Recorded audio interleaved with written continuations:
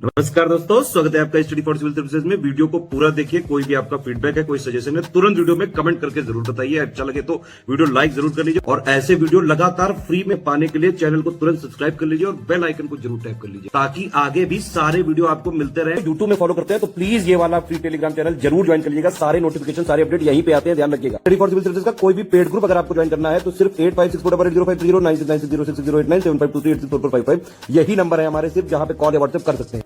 Instagram पे हमारा page जरूर फॉलो कर लीजिएगा, स्टडी फॉर सिविल .सर्विसेज है। ट्विटर पे हमको जरूर फॉलो कर लीजिएगा, @study for civil। पिछले वीडियो में हमने इंडियन पेंटिंग्स के बेसिक कॉन्सेप्ट को देखा। आज के वीडियो में हम इंडियन पेंटिंग्स के टॉपिक को फर्दर डिस्कस करेंगे और आज के वीडियो में हम मुराल पेंटिंग्स यानी भित्ति चित्रों को डिटेल में डिस्कस करेंगे, उनके एग्जांपल्स देखेंगे, उनके क्या क्या फीचर्स हैं उन्हें समझेंगे। तो चलिए आगे बढ़ते हैं और क्वेश्चन के फॉर्म में इस पूरे टॉपिक को कवर करते हैं।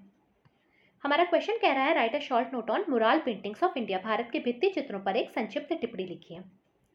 हम अपने आंसर की शुरुआत पेंटिंग के इंट्रोडक्शन से देंगे। हम बताएंगे भारत में चित्रकला हमेशा से ही स्वयं का वर्णन करने और लेखन को चित्रित करने के लिए एक प्रमुख माध्यम रही है। भारत में चित्रों का इतिहास ऊपरी पूरा पाषाण काल का है। पेंटिंग का पहला प्रमाण इसी काल से मिलता है और मनुष्य के विकास के साथ चित्रों की शैली भी बदलती रही और प्राचीन मध्यकालीन से लेकर आधुनिक समय तक कई बदलाव हुए हैं। In India painting have always been a major medium to describe oneself and to illustrate the writings.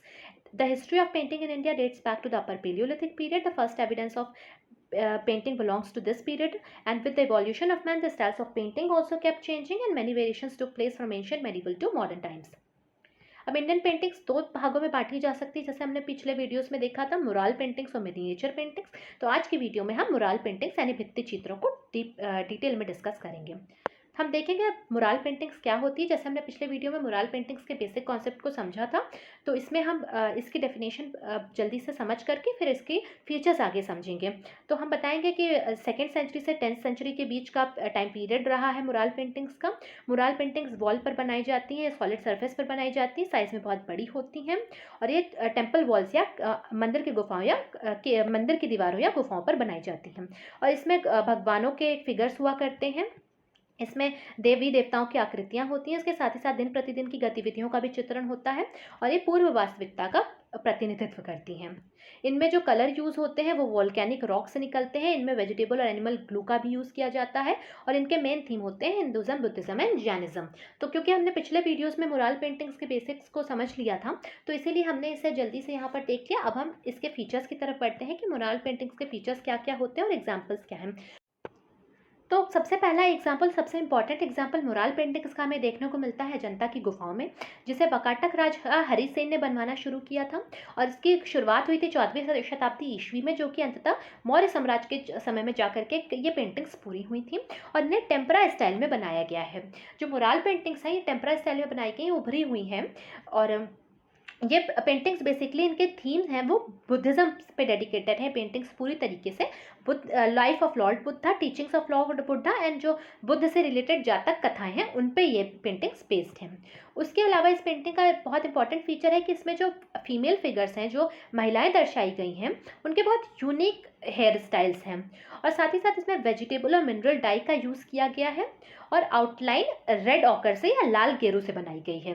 तो एग्जाम्पल हम पिक्चर देख के समझते हैं। तो देखिए आप, ये अजंता की गुफा की एक पेंटिंग है, इसे टेम्परा स्टाइल में बनाया गया है और इसमें देखिए महिलाएं जो दिखाई गई हैं, इनके कितने अलग से, कितने यूनिक से हेयर स्टाइल हैं और इनमें रेड ऑकर का यूज़ किया जाता था, इनमें मिनरल कलर्स का यूज़ होता था।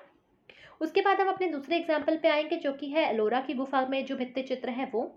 तो एलोरा की गुफा के भित्ति चित्र बनवाए थे राष्ट्रकूट शासकों ने और ये ज्यामितीय पैटर्न में बने होते थे। तो ज्योमेट्रिकल पैटर्न्स का यूज़ होता है एलोरा की गुफा में भित्ति चित्र को बनाने के लिए और इन चित्रों को 2 चरणों में बांटा गया है। जो पहला चरण एलोरा की गुफाओं में जो चित्र हैं उनका था, तो ये इस समय में भगवान विष्णु, देवी लक्ष्मी के चित्र बनाए जाते थे, उनको डेडिकेटेड था, जो पहला फेज हुआ करता था। उसके बाद जो दूसरा फेज स्टार्ट होता है एलोरा की पेंटिंग का, इन्हें गुजराती शैली में बनाया गया है और इनमें जो मेन डाइटीज़ बनाई गई हैं, जो इनमें मेन डिपिक्शन है वो हैं शैव पवित्र पुरुषों के, यानी कि शिवा होली मैन के। फिर अप्सराएं बनाई गई हैं, इसमें जातक कथाएं और जैन टेक्स्ट भी हैं। मतलब जो पहला फेज था वो हिंदुज़म को डेडिकेटेड था और फिर दूसरे फेज में आपको जैनिज़्म, बुद्धिज़्म और शैविज़्म भी देखने को मिलता है। उसके बाद ये पेंटिंग्स सेक्युलर हुआ करती थी यूजुअली और इनमें सबसे इनमें एक डिस्टिंक्टिव फीचर क्या था कि इनके चारों ओर बाउंड्री हुआ करती थी। एलोरा की गुफा की जो पेंटिंग्स हैं के चारों ओर एक बाउंड्री होती थी, इनके चारों ओर सीमाएं होती थी जो उस टाइम की पेंटिंग्स की जो से यूनिक बनाती थी इस पेंटिंग को। इसके बाद हम समझें कि बाघ के पेंटिंग के बारे में। हम बाघ की गुफाओं में जो चित्र बने हैं उनकी क्या क्या खासियत थी। तो बाघ के जो गुफाओं में चित्र बने हुए या जनता की गुफाओं के चित्र का ही विस्तार माने जाते हैं। इनमें खाली ये डिफरेंस है कि इनमें जो लोग बनाए गए हैं, जो इनके फिगर्स हैं, वो बहुत स्ट्रॉन्ग आउटलाइन के साथ बनाए गए हैं और वो काफ़ी अर्थली क्रिएचर्स है, यानी संसारिक प्राणियों को इनमें दर्शाया गया है। जैसे कि पहले की पेंटिंग में आपको भगवान देखने को मिलेंगे, तो इनमें संसारिक दृश्य दर्शाए गए हैं, सांसारिक प्राणी दर्शाए गए हैं। और जो केव नंबर 4 है बाघ की गुफाओं में, जो 4 नंबर की केव है, इनमें रंग महल के नाम से जाना जाता है और इनमें बुद्ध के जो जीवन से रिलेटेड जातक कथाएं हैं, जो पूर्व जीवन से रिलेटेड हैं, उनके चित्र दर्शाए गए हैं। जातक कथाओं को चित्रकारी के माध्यम से दर्शाया गया है। और बाघ केव की जो पेंटिंग्स है ये सेक्युलर है नेचर में, धर्म निरपेक्ष है, लेकिन समकालीन जीवन शैली के आलोक में धार्मिक विषयों को भी ये चित्रित करती हैं। तो they also depict religious themes in light of contemporary life styles. वैसे तो ये सेकुलर है, लेकिन उस समय का जो जीवन था उसमें रिलीजन का जो इम्पैक्ट था, उस रिलीजियस लाइफ को, उस कंटेम्प्रेरी लाइफ स्टाइल को ये दर्शाती हैं। अब देखिए बाघ की गुफा की एक पेंटिंग आपको देखने को मिल रही है। इनमें आपको कोई हेवनली क्रिएचर नहीं दिखेगा, आपको संसारिक प्राणी ही देखने को मिल रहे हैं। इसके बाद हम आते हैं सित्तन फसल की गुफाओं में जो पेंटिंग है, इनकी क्या क्या खासियत है। तो सित्तन फसल की गुफाओं की पेंटिंग को पेट्रोनाइज किया था पल्लव शासकों ने। और इस पेंटिंग में जो थीम है ये पूरी तरीके से जैनिज्म को, जैन धर्म को समर्पित है। तो जैन पेंटिंग के विषय को ये पेंटिंग्स पूरी तरीके से समर्पित है, जैनिज्म को ही समर्पित है। इसमें बुद्धिज्म, हिंदुज्म कहीं भी जिक्र नहीं मिलेगा, कहीं भी बुद्धिज्म या हिंदुज्म से रिलेटेड कोई भी आपको चित्र नहीं मिलेगा। और ये पेंटिंग्स की सबसे खास बात आपको ये देखने को मिलेगी कि बाकी सारी पेंटिंग्स दीवारों पर बनाई जाती थी, पर ये सित्तन वसल की केव पेंटिंग्स ये रूफ पर, ये छत पे भी बनाई गई हैं। तो ये एग्जाम्पल आप ये देखिए, ये सित्तन वसल की गुफा की एक पेंटिंग है। यहाँ पे आपको ये जैनिज्म का थीम दिखेगा और साथ ही साथ ये ऊपर छत पे भी एक थीम बनाया गया है, ये पेंटिंग्स बनाई गई हैं। अब हम अपने लास्ट की कुछ पेंटिंग्स डिस्कस करें उससे पहले मैं आपको बताना चाहती हूँ, स्टडी फॉर सिविल सर्विसेज के पेड ग्रुप्स स्टार्ट हो चुके हैं यूपीपीएससी प्रीलिम्स और मेंस 2022 के लिए। तो आप नीचे दिए गए नंबर पर कॉन्टैक्ट करके इन पेड ग्रुप्स के बारे में जानकारी ले सकते हैं। इन सारे लेक्चर्स की PDF आपको उसी पेड ग्रुप में मिल जाएगी। साथ ही साथ आपको इस पेड ग्रुप में मेंस आंसर राइटिंग प्रैक्टिस भी कराई जाएगी और बहुत सारा स्टडी मटेरियल जो आपकी प्रिपरेशन को बहुत अच्छा कर देगा वो दिया जाएगा, और 1-to-1 गाइडेंस के साथ आपकी सारी क्यूरीज को सॉल्व किया जाएगा। तो आपकी प्रिपरेशन अनदर लेवल हो जाएगी, बहुत अच्छी हो जाएगी। आप नीचे दिए गए नंबर पर कॉन्टैक्ट करें और पेड ग्रुप्स को जरूर ज्वाइन करें। तो अब हम समझेंगे बाघ की गुफाओं में जो चित्र बने थे उनमें क्या क्या विशेषताएं थी। तो सबसे पहले हम देखेंगे कि बाघ की गुफा के चित्रों को बनवाया था चालुक्य किंग मंगलेश ने, और ये सबसे पहले जीवित ब्राह्मण चित्र हैं। और इनमें जो बचे हुए चित्र हैं, बहुत इसमें कम सर्वाइविंग चित्र इनमें बचे हुए हैं, और उनमें से भगवान शिव और पार्वती का जो चित्र है वो अभी तक बचा हुआ है।